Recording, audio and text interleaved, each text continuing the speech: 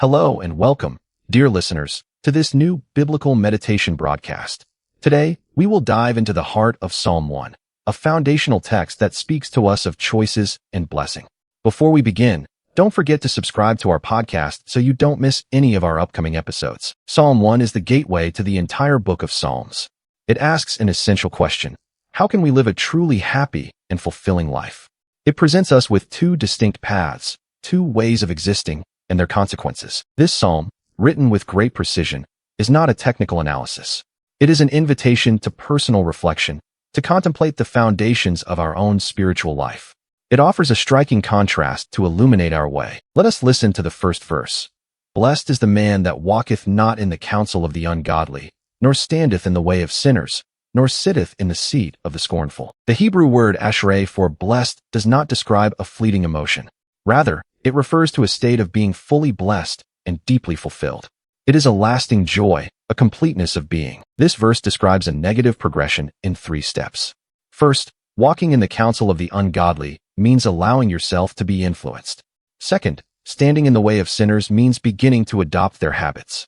Finally, sitting in the seat of the scornful means identifying with their mindset, a cynicism that despises God. These 3 steps remind us that our choices, even small ones, can lead us far astray.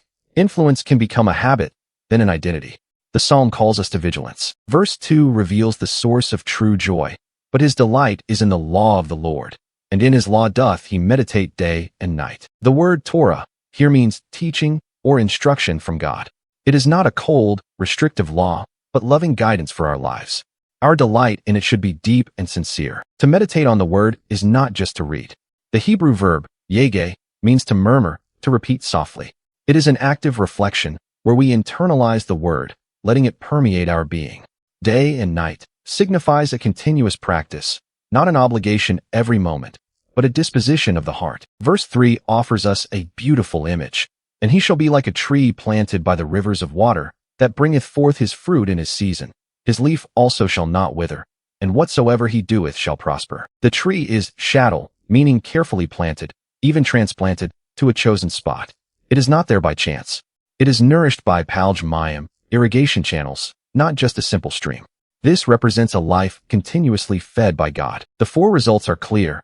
It bears fruit in its season, its leaf does not wither, and whatever it undertakes prospers. This prosperity is primarily spiritual fruitfulness, a life that brings meaning, joy, and peace, far beyond material wealth. The contrast is stark in verse 4.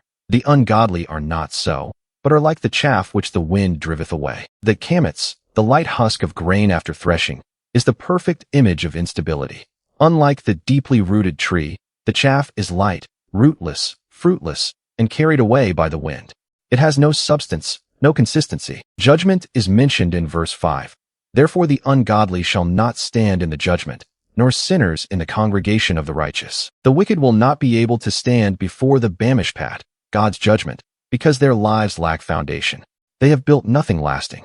The congregation of the righteous represents God's faithful people, those who have chosen the right path. The psalm concludes in verse 6 by summarizing the 2 paths. For the Lord knoweth the way of the righteous, but the way of the ungodly shall perish. The Hebrew verb, yada, for know, means much more than mere intellectual knowledge. It expresses a personal knowledge, an intimate relationship. God watches over the righteous, accompanies and protects them. He never leaves them alone. In contrast, the way of the wicked, their manner of life, leads to a dead end, to ruin. It is not primarily the person who perishes, but their path, their way of life that fades away without fruit or tomorrow. It is a sad destiny. So, how do we apply these truths to our daily lives? Psalm 1 invites us to examine our own influences. Whom do we listen to? What voices guide our steps? Do we seek wisdom in God's word or in the currents of this world? Let us take time to meditate on the Bible, not as a task, but as a source of pleasure in life. Let us root ourselves deeply in it, so that our lives may bear fruit and our faith never wither, whatever the seasons of our existence. Psalm 1 is a powerful reminder. Every day, we are faced with a choice, to follow the path of divine blessing or that of straying. Let us consciously choose to be like that planted tree, nourished by the living waters of God's word. That is where true happiness lies. If this message has touched you, don't hesitate to subscribe to our podcast. You will then be notified of all our upcoming episodes, where we will continue to explore the treasures of the Bible. Next week, we will discuss Psalm 2, which speaks to us of God's sovereignty among the nations.